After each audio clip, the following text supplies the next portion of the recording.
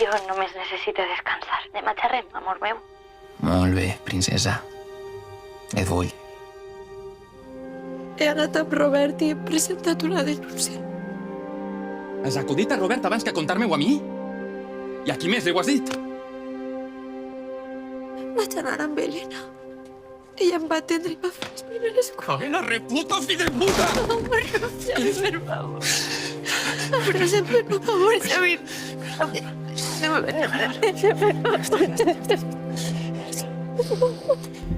Ara t'obriré el cap, pel que li has fet a la meva nòvia.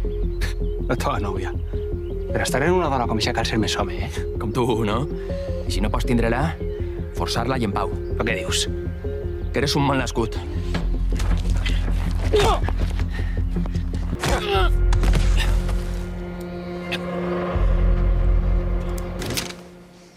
Encetar una vida junts.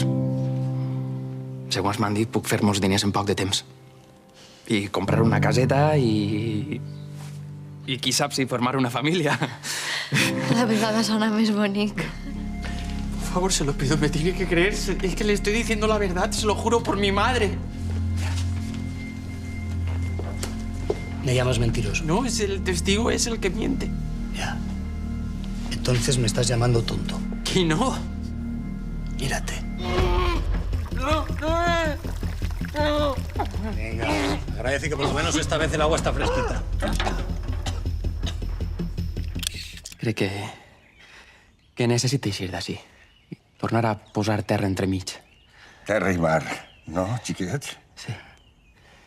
Sí, perquè potser allà torna a tindre ganes de pilota o de... De què? o d'alenar, tio Pep.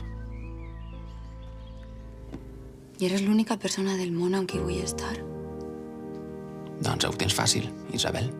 Tu creus? Clar que ho crec. Fa no molt que tu estaves dient que en este poble no es pot viure tranquil·la. I tu em digueres que de cap de les maneres volies viure amb por, o fugir per por. Però jo no estic fugint, Isabel. És que no, és que jo crec que allà tenim, o tinc, moltes oportunitats per davant. Pot ser, però jo el que crec que necessitem, el que de veres necessitem és curar-nos.